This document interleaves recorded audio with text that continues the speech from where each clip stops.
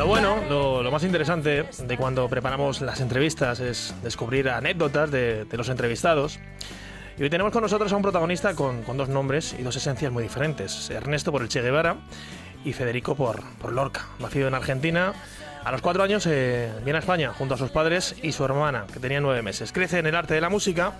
Hay momentos que en el arte de la biología, otros en el arte de la historia, otros en el arte de la fotografía, que toman el control, pero el de sus adentros sabía que terminaría dedicándose a la interpretación.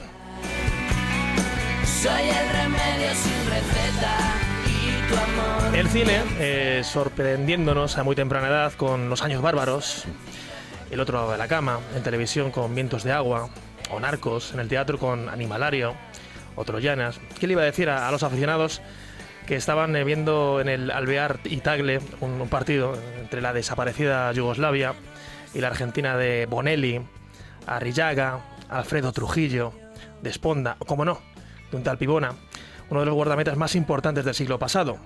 Fue el primero en marcar de penalti, el primero profesionalmente.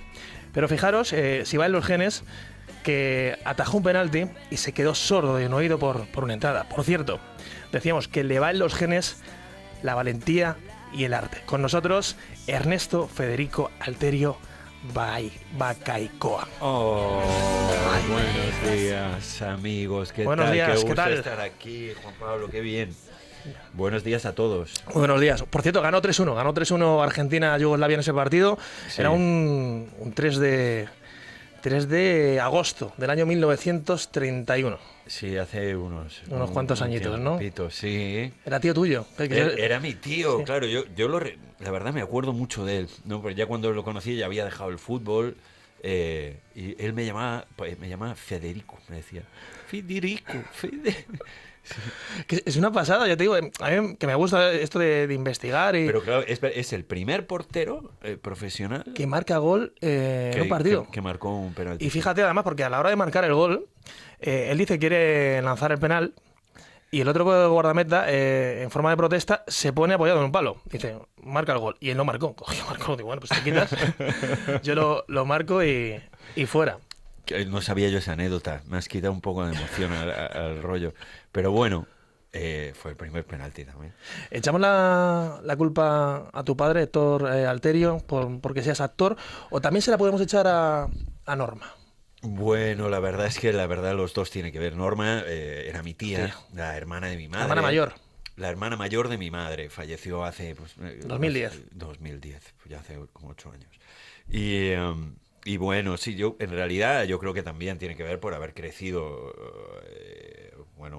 con mi padre y tal, en el entorno de él y haberlo visto a él, pero también fue la primera persona que yo le dije que me quería dedicar a esto, o esto como es y tal, que fue a mi tía. O sea, no acudí a mi padre, sino que hablé con ella. Ella dirigía varios grupos de teatro y le dije tímidamente y esto de ser actor, después de ver una obra que había dirigido ella, a mí me conmovió muchísimo eso, y justo fue cuando acababa, le dije, oye, ¿esto cómo es? ¿Cómo se empieza a hacer esto? Y fue a través de ella que empecé. Bueno, tú ya empiezas en el colegio, ¿no? Delante de ese matón malote, cabrito, Sí. que luego incluso se hizo tu amigo, ¿no? Porque le caíste también, lo hiciste también. Sí, fue cuando empecé a descubrir un poco el poder que puede tener de repente actuar o algo así, ¿no? Interpretar, porque yo era muy tímido. Y sí es cierto que había uno de la clase que me martirizaba, o sea, no solo a mí, sino los tenía martirizados a varios. Y justo me toca leer leer en alto, salir a la pizarra a leer, cosa que me traumaba profundamente. Y no sé qué me pasó, que empecé a interpretar lo que leía, ¿no? Y eso empezó a causar muchísima gracia. Y a este cabrón lo tenía justo enfrente, además, ¿no? Y cosa que me aterraba más todavía. Pero este se empezó a partir el culo. Y decía, ¡ay, qué gracioso es este tío! ¡Qué gracioso! Y me lo gané desde ese momento.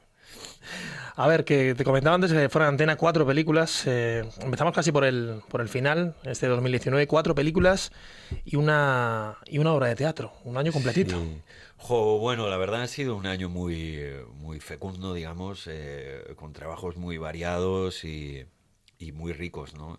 La verdad es una suerte, ya sabéis cómo es esto, que hay veces de Sí, mucho altibajos. volumen de trabajo, otros de menos. Y bueno, en este momento pues estoy encadenando así una serie de trabajos muy chulos. Sí. Teatro, vamos a empezar por el teatro, lo primero, que luego hablaremos de cine y ya te adelanto que, se lo estaba comentando antes a Enric, que mi película favorita de comedia española es Días de Fútbol, pero bueno, pero vamos, que la puedo haber visto 30 o 40 veces, no te exagero.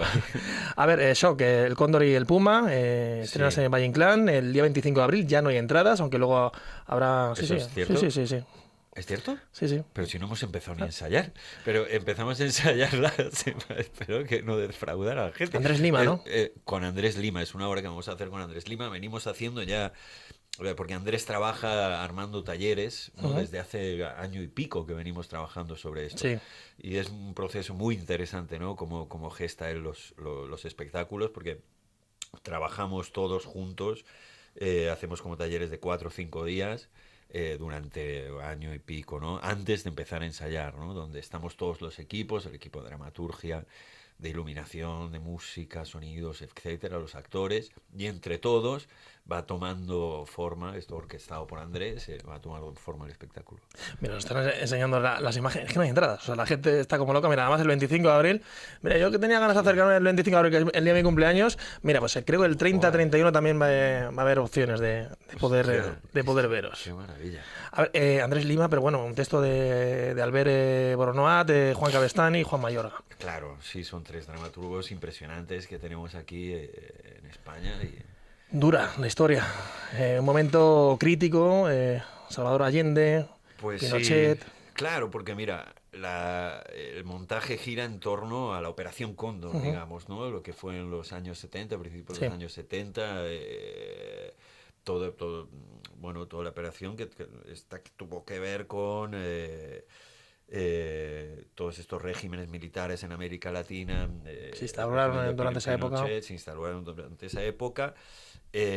Y esto está relacionado con, se llama Shock por las teorías de Naomi Klein, que hizo un estudio sobre cómo a través de establecer un shock, de repente ella lo relacionó con muchas cosas, pero también en cuanto a cómo crear un shock fuerte en una sociedad para instaurar después un sistema económico, ¿no?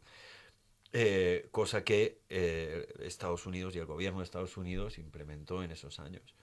Y de alguna manera también algo de eso se sigue haciendo, ¿sabes? Para instaurar su sistema económico y de repente, bueno, sí, apoyó dictaduras para desestabilizar esas sociedades y instaurar un nuevo sistema económico. Sí, había una frase que se dijo después de la Segunda Guerra Mundial que era algo así como América para los americanos. Había que leer entre líneas y aquí estaba la explicación del presidente de Estados Unidos, que de todo lo que ocurrió. América para los americanos, podrían decir el mundo para los americanos. Sí, señor. ¿No? Joder. A ver, se habla de capitalismo, de la sociedad imperante, de todo ese crecimiento, de todo ese movimiento, una obra dura, pero vamos, si queréis ir el 25 de abril ya sabéis que, lo siento, no hay entradas. Oye, alguna conseguiré hablar conmigo, yo os cuelo. A ver, tenía muchas ganas de hablar contigo de Mérida. Sí. A ver, Troyanas. Mira, ¿Cómo es aparecerse, ponerte ahí delante de ese público en ese lugar milenario? Mira, yo a todos los que nos estén escuchando, yo les recomiendo la experiencia de Mérida absolutamente. Yo la he podido vivir como espectador y he hecho 2 montajes allí. Uno fue Edipo Rey, dirigido por Jorge Labelli, que también era hacer un personaje soñado. Y otro, la experiencia de Troyanas, dirigida por Carmen Portacelli. Y mira, estar ahí yo creo que sucede algo porque es un lugar milenario, ¿no? Con muchísima historia, mucha carga. Son unas piedras que tienen una energía especial y el lugar es como mágico. Con gente, el público es gente muy ávida de teatro, con mucha tradición. Hay mucha tradición en Mérida de teatro clásico. Sí. Entonces se producen ahí actos y bueno, se produce ahí una cosa muy especial entre todos los que estamos ahí, el público y nosotros que hacemos eso. El personaje era Taltibio, ¿no? Taltibio. Taltibio. Personaje muy incómodo, diría, ¿no? Porque era el emisario del ejército griego que tenía que ir a comunicarle a las troyanas el destino que ellas iban a sufrir después de haber perdido esa guerra, digamos, ¿no? La guerra de Troya. Se la rifaban directamente entre varios Y bueno, era un personaje muy incómodo, porque tenía que venir y decirles a estas mujeres, a ti te ha tocado, a ti se te lleva este, y a ti Vamos a repartir. vamos a repartir, y tú vas para este y tal. Y bueno, pues sí, la verdad fue una experiencia increíble. Yo era el único actor, digamos, varón, en un reparto de mujeres. Cosa que me gustaba mucho. A ver, entenderme. Porque me gustaba, no por ser... Joder, me he metido en un jardín. No, a ver, me gustaba prestar mi voz también a una obra que habla sobre las mujeres y que tiene y donde ellas son las protagonistas. Me gustaba prestar mi voz para hablar de las mujeres y para hablar de la igualdad y bueno, de un montón de cosas. Además, relatar un proceso. Hablabas de vencedores y vencidos, ¿no? Sobre todo vencidos. Que la gente cuando habla de guerras, de todo lo que ha pasado, todo lo que ha ocurrido, se olvida muchas veces que la historia, además tu historia algo controlas, normalmente la cuentan los que ganan, pero los que pierden, esa historia se termina perdiendo en la inmensidad. Claro, yo creo que el autor Eurípides fue muy revolucionario en ese momento por poner de protagonistas a los perdedores de una guerra, ¿no? A los olvidados. Sí. Era de las primeras veces que se hacía así. Esa obra la tienes que dejar porque tenías pues unos compromisos y te sustituye Nacho Fresneda. Pues sí. Sí, Claro, a mí me pasó que justo me llamaron para hacer Narcos en México, ¿no? Y me tenía que ir como 6 meses para allá. Y bueno, sentía que también era una oportunidad y tal, y bueno, pues con mucha pena y tal, y una decisión no fue tan fácil, ¿no? Porque también me iba un poco a no sé dónde. a la aventura, ¿no? Sí, pero dije, venga, vamos para allá, y bueno, así fue, y me sustituyó Nacho, y Nacho hizo un personaje también precioso, y bueno, me encantó también compartirlo con él. Y bueno, el día que me fui, oye... Sí, nada más en la despedida, como la gente en todo momento estaba, pues eso, te echaron de menos. Me consta, me consta bastante. También. A ver, luego hablaremos de Narcos, porque además quiero preguntarte por ese acento curradísimo, mexicano, libanés, de Veracruz, de luego de la capital. Bueno, eso lo comentamos luego, pero claro, estamos hablando de teatro, hemos arrancado... Hablando de quizás tu sueño, o sea, tu amor, tu primer amor, hablando de interpretación, ¿te gusta más el teatro que el cine? Claro, es que la tele. Yo cuando me acerqué a la interpretación siempre fue a través del teatro, ¿no? Mi primer contacto con el mundo de la interpretación fue a través del teatro y bueno, a mí me gusta mucho actuar y me gusta mucho actuar en la tele y en el cine también. Lo disfruto muchísimo. Pero quizá el teatro tiene algo que no me dan esos otros terrenos, ¿no? Que tiene que ver, yo creo, con el contacto directo con el público, lo que tiene que ver con el show en vivo. Hay algo de una adrenalina que sucede ahí y una energía, una comunicación con el público. Quizá también porque es donde yo siento que el teatro es más el reino del actor y el cine o el audiovisual es más el reino del director, ¿no? Donde tiene el corte, hay como más filtros, más intermediarios entre lo que uno hace y lo que el público recibe. En el teatro eso es corazón a corazón directo. Entonces ahí se disfruta de una manera especial. Lo tengo por aquí encima. Animalario. Animalario. Oreja, Natalie Poza, Alberto San Juan, Willy Toledo. Sí. Y tú, representaciones, actores transgresores, actores que claro, todo el mundo cuando lo recuerda dice, ¡jo, qué bonito fue todo! No. O lo tuviste que curar desde abajo, yendo a bares, interpretando delante de poca gente. Sí. Luego te preguntaré, incluso alguna vez jugándose el tipo, en algún que otro bar. Sí, Pero vaya experiencia. Claro, eso es una experiencia que yo creo nos ha marcado mucho a todos, ¿no? Porque fue algo que gestamos entre nosotros. Alberto tenía unos textos y nos convocó, bueno, a Willy. Yo creo que ellos llamaron a Natalie y decían, no, está este tío y tal, que está en otro curso y tal, vamos a llamarle. Y dice, mira, pues hay un sitio donde nos pagan, creo que 300 pesetas a cada uno. Y tal, bueno, pues lo hacemos, lo ensayamos entre todos. 300 pesetas a cada uno. Por ahí, era una cosa así. O 300. ¿Ganabas más de encuestador o no? Lo que pasa es que el encuestador fue un trabajo tan no te gustó mucho, tío, no duré poco, ¿sabes? Algo gané, no me acuerdo, pero no tampoco se ganaba mucho. Yo me acuerdo de ir por Puerta de Hierro, esos chalets, tío, que tenías que patear un montón, bueno. Y entonces, ¿qué sucedió? Pues nada, que armamos eso y que eran como piezas cortas. Y eso enseguida pues conectó con el público, con la gente que nos iba a ver a un sitio que se llamaba Orán, que no me acuerdo por dónde andaba y tal. Y enseguida enganchó con la gente y eso empezó a crecer. Empezó a crecer y luego fuimos a un sitio un poco más grande y después a una sala de teatro, incorporamos a músicos y el espectáculo fue creciendo hasta, bueno, lo que se ha convertido en Animalario. Sabéis que eso, y no porque estés aquí delante de nosotros, se lo dije, bueno, se lo he ido diciendo a todos los que habéis pasado por Animalario, es quizás la mejor cantera, una de las mejores canteras del cine, de la interpretación española. Bueno, la verdad que hemos pasado por Animalarios, bueno, actores que estamos ahora, como te diría, pero sí, Casablan, Roberto Álamo, Roberto, Javi Gutiérrez, sí. bueno, Alberto, Willy, Natalí, Pilar Castro, Secun de la Rosa, Fernando Tejero. Todos amigos, además, amigos de hermanos. Pues, sí. La verdad era una época, pues era muy especial, ¿no? Lo que nos unía era el gusto por lo que hacíamos, ¿no? Y el disfrute y las ganas de actuar, sobre todo, ¿no? Espérate, que tenemos una pregunta para ti, a ver si la sabes responder. Hola Ernesto, soy Natalí. Ahí va. ¿Cómo estás? Espero que te estén cuidando. Sí. Creo que estás en un buen lugar. Claro. A mí me gustaría que contaras Hostias. aquella vez en la Sala Mirador, cuando hicimos nuestro primer montaje juntos, Animalario, y alguien nos deseó las buenas noches desde el patio de butacas, justo sí. cuando se marchaba Willy de nuestra última escena. ¿Lo recuerdas? Sí, Natalie, qué guapa eres, cuánto te quiero.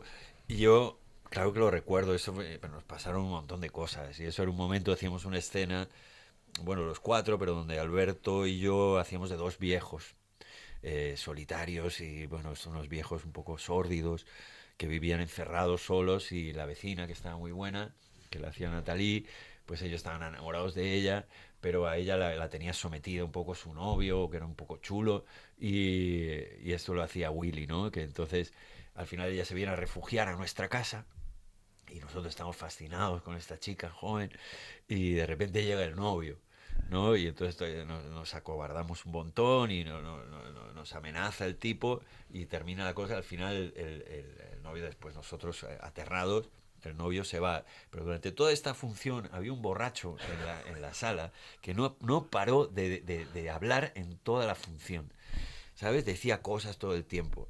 La gente ya harta, nosotros ya flipando con el tipo, y ya como esta era la última escena, al final de la obra, Willy se va y entonces yo le digo, yo le decía a Willy, buenas noches.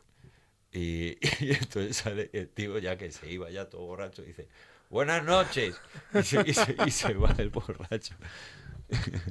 Pero sí, nos pasó un montón de cosas. También una vez actuamos en un sitio que se llamaba La Silla Eléctrica, que no me acuerdo dónde era, y también había uno que nos decía de todo.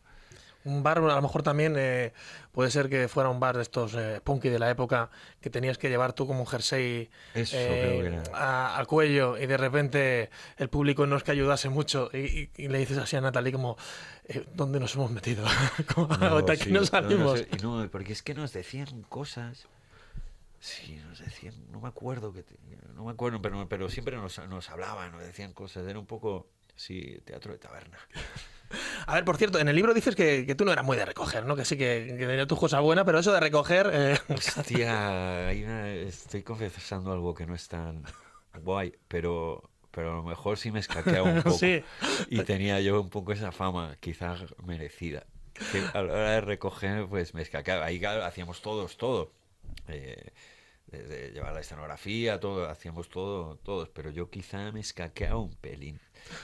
Y una vez me gastaron una broma los cabrones, porque estábamos en un bolo no sé dónde, y no sé qué, había que ir con la furgoneta a otro pueblo, había que levantarse súper temprano a buscar no sé qué. Y entonces lo echamos a suertes, y todos hicieron los cabrones para que me tocara a mí, ¿sabes? Pero finalmente era una broma y al final fue el técnico. Fíjate que estamos hablando de lo de que no te gustaba recoger y otra también cosa buena es que decía Natalie que tocas el piano como los dioses. Vaya, bueno, por favor. Eso me imagino que Ángela es culpable. Bueno, a mí lo que pasa es que yo siempre he tenido un piano en mi casa, Sí. y a mí me ha gustado mucho desde pequeño. Entonces, Tu madre tocaba el piano y también. mi madre Sí. hizo toda la carrera de piano. Y yo un poco así, bueno, fantaseando y tal. Yo es que lo que pasa es que mi madre estaba embarazada de mí cuando se estaba examinando de octavo de piano. Entonces fue toda esa gestación, imagínate, formándote con esa proximidad al instrumento. Eso es, examinarte de octavo de piano es tocar 6, Sí, sí. 8 horas por día. Entonces yo salí de ahí que me salían los sonidos por Cara de toda- tecla, ¿no? Claro, con cara de tecla. Entonces siempre me ha atraído mucho hasta al punto que hubo un momento que luego empecé a estudiar y tal y que quería... Digo, bueno, ¿qué hago? Voy para la música y tal, pero al final me fui para la actuación. Pero es algo que lo he continuado siempre y es un vínculo muy fuerte que tengo con la música, con ese instrumento particular. Y bueno, lo incorporo en mi día a día. Y bueno, también he podido hacer cosas con la música en algunos espectáculos. Como en El Desierto, una obra que hice con Chevy Muraday, que es una compañía de danza. Y también en Achus, una obra que hicimos con mi hermana. Con tu con- hermana, que es la primera vez que, Sí. que coincidís los dos. Ahí llevaba la música Sí. del espectáculo. Sí. ¿Cómo fue esa conjunción? Quizás desde que no vivíais juntos era ese momento que Jo. habéis estado más tiempo Pues juntos, por la mira, redundancia. al principio, te digo, teníamos cierta prevención, ¿no? Porque decía, con lo bien que nos llevamos, a ver si la vamos a cagar ahora. Porque, bueno, pero Malena es un ser delicioso y bueno, la verdad fue muy bonito, ¿no? Pasamos 2 años con este espectáculo, giramos por toda España y bueno, nos acercó muchísimo, ¿no? Pude disfrutar también de ella como compañera. Pero bueno, siempre, ¿sabes? Los hermanos, pues piques y tonterías y eso. A ver, ¿hablasteis de, no sé, de ese VHS de Eric Clapton o no? Ah, hostia, eso cuánto me arrepiento de haber hecho eso. Es que eso es una anécdota que, a ver, éramos muy pequeños, ¿no? Y yo me había grabado en VHS, pues grupos que me gustaban. Y estaba sobre todo esta canción, Leila, de Eric Clapton. Y entonces Malena, no sé, que se había enfadado conmigo y aposta me grabó encima de esa canción que era justo la que más me gustaba. Y yo me indigné muchísimo y no podía concebir que hubiera hecho eso. Seguramente me lo merecía, ¿no? Porque yo también le habría hecho alguna otra cosa. Pero esto no tendré represalias luego penales, pero como que creo que le pegué un poco. Un poquito, ¿no? No está bien, nadie haga esto nunca. Me arrepiento mucho como si fuera hoy. A ver, que... Vamos a hablar de... Pero no le hice daño. No, fue pues una pelea de hermanos. O sea, que yo también me he pegado con mi hermana y me ha pegado a mí más me ella. sacó de mis casas. No podía concebir que hubiera pasado eso. Cuando le preguntas a tu padre que quieres o le dices que vas a ser actor, él te da consejos, te dice que te aprendas el guión, que en teatro hables fuerte, pero Sí. que cojas una silla. Que la silla es lo importante. Claro, porque, ¿sabes? Mi padre no es mucho de dar consejos. Dice cosas... Es muy respetuoso con nosotros, ¿no? Siempre ha sido muy respetuoso, nada invasivo, pero dice cosas muy tremendas, ¿no? Vamos a aguantar 3 Sí. minutos. Seguimos hablando de Ernesto Alterio, de Héctor Alterio, de Malena, de Los Goya y de muchas cosas más. Precisamente estábamos hablando de Héctor Alterio con Ernesto Alterio. Y yo, mira, fíjate, es de esas series que ahora con el tiempo ha ganado más. O sea, porque a mí que me gusta mucho la historia, Sí. que se cuenten estas cosas, que se cuenten de esta forma y además en 2 momentos paralelos, que encima un momento lo interprete tu padre y otro momento lo interpretes tú, encima Sí. el que hace de mayor sea el hijo, fue una delicia. Fue en Telecinco, 2006 creo recordar que fue Vientos de Agua. 2006, Sí. sí, la verdad es una serie, yo le tengo muchísimo cariño y bueno, una experiencia muy especial. Primero porque tiene que ver con, o sea, digamos, con mi propia historia, con la historia de mi familia. Mi familia es una familia de migrantes, en mi caso italianos. Ujú. Mis abuelos eran de un pueblito que se llama Carpinone, Carpinone. que queda cerca de Nápoles, como a 1 hora de ahí. ¿Has Y- ido? ¿Has ido alguna vez? Y he ido, ¿Has ido? he ido a Carpinone y fue un momento muy especial de pisar la tierra de mis orígenes, o sea, como ponerle cara a de dónde vengo. Yo creo que algo dentro de mí como que se armonizó de alguna manera. Momento ¿no? emocionante, ¿no? Que saber que haya estado tu... Muy tus emocionante, ancestros. imagínate, fui al cementerio de ahí, fuimos al comune que le dicen ahí, Sí. y vi el acta de nacimiento de mi bisabuelo, Cosmo Damiano Alterio, y el acta de matrimonio de mis abuelos.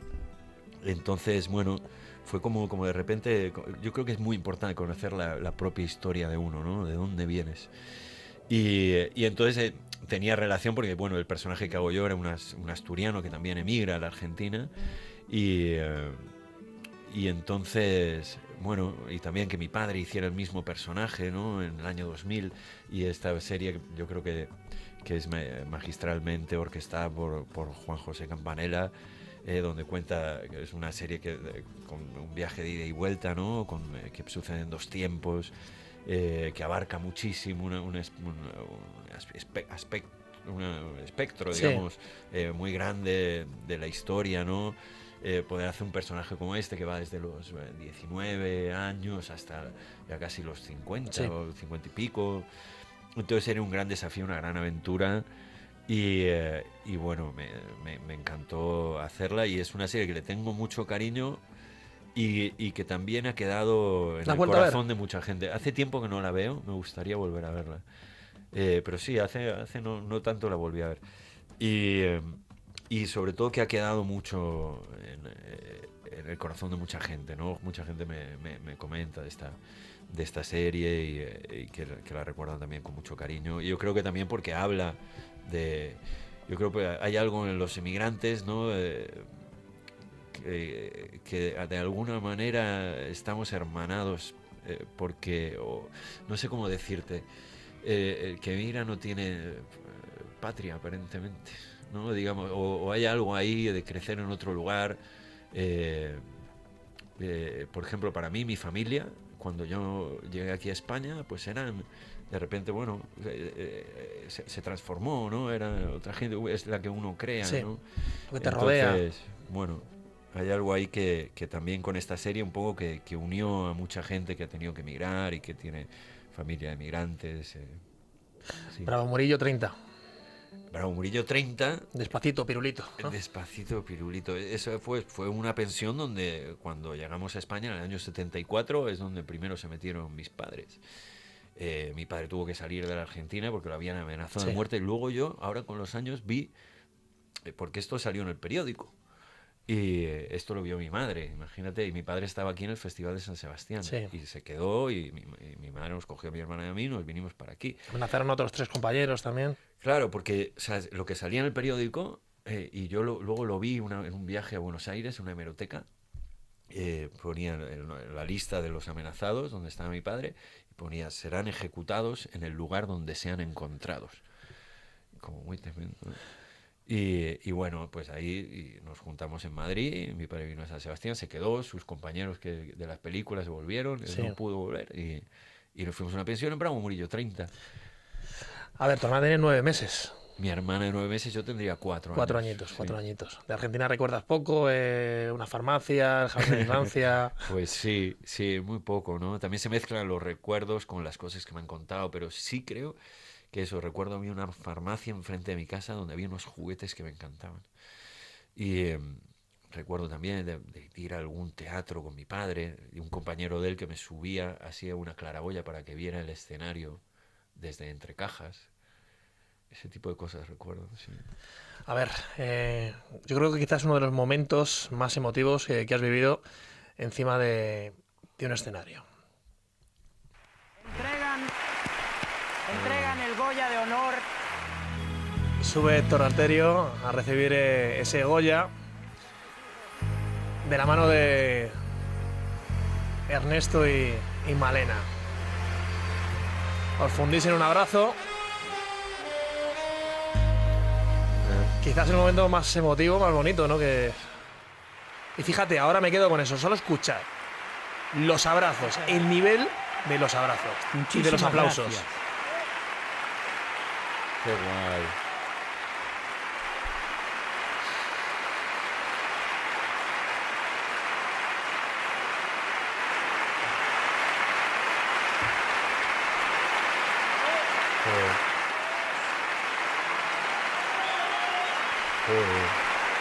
Es bestial, ¿eh? Bestial. Qué tío, cómo aguanta, ¿no? Estaba tu madre también. Emocionada. Oh. Ay, mira. Ay, madre mía, qué emoción. ¿Qué momento? Te veo. Qué momento, tío. Qué cuajo, ¿no? Tío. Bueno, creo que esto es demasiado. Quiero agradecer a la Academia, a sus directivos que han tenido esta generosa actitud de otorgarme este premio. Quiero agradecer a la industria del cine español por su colaboración con el cine de mi país. Quiero dedicar este premio a mi mujer, a mis hijos, a la Argentina, a la Unión de Actores, Qué tío. y estoy decididamente por la libertad de expresión. Bueno, ese momento, ese momento. Madre mía. Mira, vengo de Valencia y ahí he visto una mascleta y se te ponen los pelos de punta, pues esto también. Pues sí. Pues sí. Merecida una trayectoria. Un momento muy, muy, muy emotivo, la verdad. Yo también lo recuerdo mucho, eso fue toda una semana, fueron varios días, ¿no? Yo creo que lo que más me emocionaba era sentir el cariño de los compañeros por mi padre. Eso fue algo muy especial, ¿no? Y bueno, un reconocimiento muy importante, ¿no? También para alguien que viene de otro país, ¿no? Y que ha tenido que rehacerse de nuevo, ¿no? Bueno, un momento muy, muy, muy emocionante, sí. Que suene la música, porque lo que viene ahora es un momento para tener en cuenta. ¿Qué es esto? ¿Qué es esto? Ah, vale.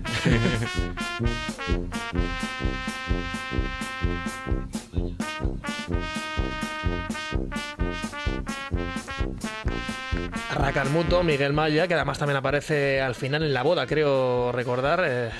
Sí, la gran Miguel Maya hizo una música deliciosa. A mí me encanta mucho lo que él hace y Racalmuto es el grupo que él tiene, ¿no?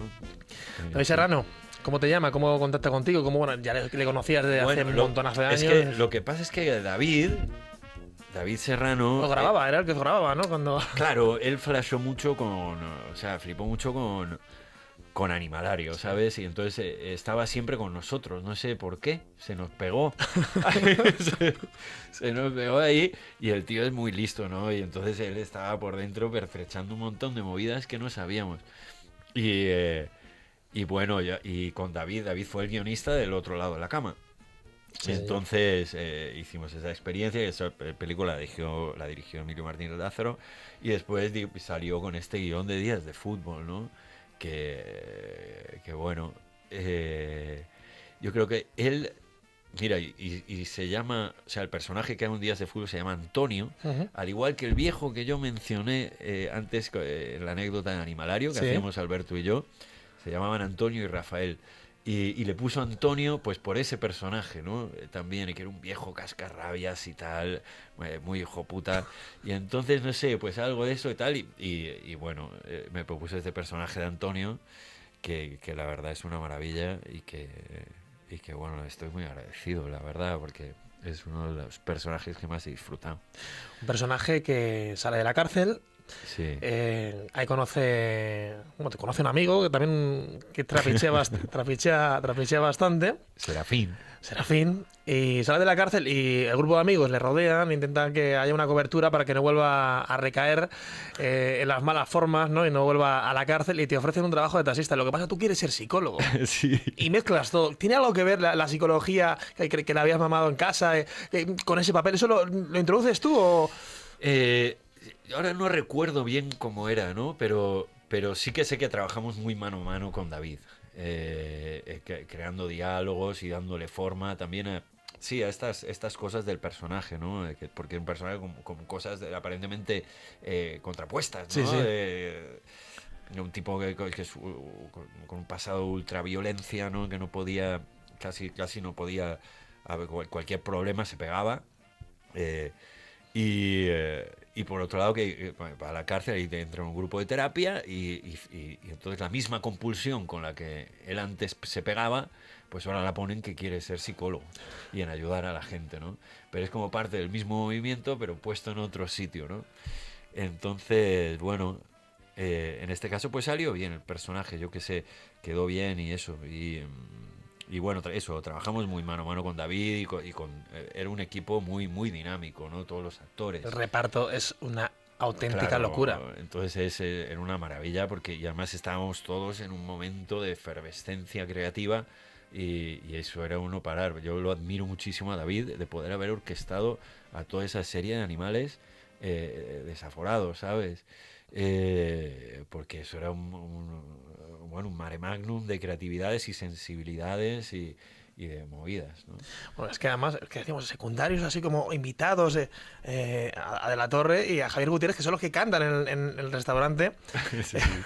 Y luego ese momento a lo mejor con Willy Toledo, cuando te pegas de leche literalmente porque Sí. le has robado la cartera. Sí, Te has robado la cartera y os reventáis entre todos, o sea, directamente. Yo me acuerdo cuando vino Will al rodaje, hicimos esa escena, pues terminamos la primera toma y él me dice, siempre acabamos así, tío. Porque siempre las películas nos pegamos. Además, Natalie es tu hermana, ¿no? Sí. Que te echa la bronca, y tú le dices, pues yo es que quiero ser psicólogo. Es que Sí. yo lo que quiero ser es Sí, psicólogo. pero luego tiene como ternura también el personaje. A ver, el 12 de abril, nos enteramos ¿Qué ha pasado? en la actualidad, se estrena Lo dejo cuando quiera, donde haces una colaboración especial con Carlos Terón. Sí, mira, esa es una película que se va a hacer eso, 12 de abril, una comedia, digamos, disparatada, yo creo que va a ser muy atractiva, donde es un grupo estudiantes, bueno, ahora ya profesores, que se meten, que descubren unas pastillas y tal, y entonces se meten en el mundo de la droga. Bendito invento ese que no deja resaca, no deja consecuencias al Sí. día siguiente, ¿no? Porque además es una historia chula, yo tengo ganas de verla porque contáis como gente culta, gente que ha estudiado mucho, Sí. vive un momento jodido, o sea, pierde el curro y tiene que aferrarse a lo primero que pilla, un clavo ardiendo. Y en este caso es, pues eso, una droga que no, Unas no deja pastillas rastro. que son la hostia, por ejemplo, por lo visto, la leche tal, que te ponen a 100 y no deja ningún rastro, ni resaca, ni nada. Y entonces se mete en el mundo de la droga a comercializarla, entra en contacto con un mafioso dueño de discotecas, que es el personaje que hago yo, se llama Tacho, y es un personaje para echarle de comer aparte. Todavía no lo he visto, así que no te puedo Todavía no lo hablar has visto. mucho. A ver, ventajas de viajar en tren con Alicia Moreno también. Sí. Una adaptación de Antonio Orejudo. Sí. También hablando de psiquiátricos, que pierdes la cabeza, te montas en un tren sí, loco. esta es una peli muy diferente que hemos terminado de rodar hace poco en el País Vasco. Ujú. Es una gente de allí muy talentosa, Aritz y su equipo. Ellos tienen mucho gusto por la estética y tal, y plantean un universo sórdido y extraño con personajes con problemas mentales. Y es una película que me ha gustado mucho por la estructura del guión, que es como si fuera una especie de muñeca rusa, Ujú. donde hay una historia dentro de una historia. Yo creo que es muy dinámica y donde el espectador va a tener un lugar de participación, ¿no? También. Le vais a ver a Ernesto en Autorreverse, le vais a ver en Radio 4G y le vais a ver también con Un Mundo Normal con Nachero Mañas. Sí. Que también, además esta historia también es así entretenida. Director de teatro, de repente, que fallece su mujer y tiene que pues, cumplir la última palabra de la mujer y llevarse el cadáver. Y No, hija- la madre, muere la perdona, madre. la madre y la hija está en todo momento, pues eso, acompañándole. Pues sí, y el perro. Y el perro. Y el perro de la madre. Sí, es digamos una especie de road movie donde sí, este personaje mío, que es un director de teatro, secuestra el cadáver de su madre porque él se empeña en que se cumpla su última voluntad, que era que tiraran su cuerpo al mar, que no quería ni que le incineraran, ni que le enterraran, ni nada. Entonces mi personaje es un tío especial y tal, y bueno, ha sido una experiencia fantástica. Hemos rodado ahí en Valencia y también en Madrid. Trabajar con Achero me ha encantado. Creo que es uno de los grandes directores que tenemos aquí. Y muy pasional y tal. Y además yo he actuado con su propia hija en la vida real, cosa que también lo hacía especial la experiencia, ¿no? Luego Te quiero imbécil, es la... Joder, es que este año Te quiero imbécil es una pequeña Sí, colaboración sí. que he hecho en esta película dirigida por Laura Mañá, Sí. ¿no? Y bueno, los protagonistas son Kim Gutiérrez y Natalia Tena. Y La crisis bueno, de los 30, ¿no? La crisis de los 30, Sí. como el hombre de Cromañón se queda un poco apartado y luego, pues eso, que si te depilas, que si no te depilas, que si estás Exactamente. solo, no estás solo. Yo ahí hago de una especie de consejero sentimental por internet extraño, mezcla de gurú y charlatán argentino. Esto no le pasa, me imagino, a Salvador Osuna en Narcos. Ya, bueno, no, eso ya es otra historieta. Esto es una historia mucho más pesada y real también, ¿no? Estos personajes Está basado en existieron. un personaje real, pero aunque le dieron unos toques diferentes para que, bueno, no hubiera líos, me imagino, ¿no? Sí, supongo que quisieron apartarlo un poco de lo que es la real, que de hecho le cambiaron el nombre y bueno, está ficcionado de alguna manera, pero sí está basado en ciertos referentes, como en alguien que fue el director de la DFS, que es la Dirección General de Sí. Seguridad, en esos años, que eran años muy duros, muy siniestros, y era un organismo muy miedoso, porque eran como especie de psicópatas con placa, ¿no? Con un poder pues desproporcionado, ¿no? Y tenían la capacidad de hacer lo que quisieran, ¿no? Y en este caso ellos eran como el organismo de inteligencia del país, entonces tenían todo un aparato donde espiaban y controlaban todo y bueno, ayudaban a que el poder que estaba en ese momento en el poder, bueno, pues eran como el brazo armado del poder, ¿no? De alguna manera y perseguir a quien no pensara igual, a la vez que también daban cobertura policial a un montón de operaciones de narcotráfico. mundo al revés. Su buen trozo de pastel. El acento, decíamos, de Veracruz, Sí. que eso está en la costa, ¿no? Y luego Sí. se crían en la capital y aparte sus padres eran libaneses, vaya mezcla, ¿no? Claro, mira, yo es que también he tenido una coach de acento allí maravillosa y muy creativa y bueno, me entendí mucho con ella. Entonces empezamos a investigar el personaje y sí, sabíamos que había nacido en Veracruz, que es como en la costa, y esos tienen un acento muy particular, Ujú. pero él se crió en el DF y los padres eran de origen libanés. Entonces con eso se hizo una especie de trenza en el acento con diferentes fonemas y tal, y ahí está, güey. Hay ficha fichas, no sé, por el Barça o por el Madrid, por el mejor equipo del mundo, que es, podríamos decir, uno de los grandes equipos referencia del mundo, que es Netflix. Jo, la verdad que sí. Que es Ha que está sido como revolucionando una gran todo. revolución y bueno, yo sí he tenido la oportunidad de colaborar con ellos en 2 series, en Narcos y en Sebastián Las Uribe. Chicas del Cable, Sebastián Uribe.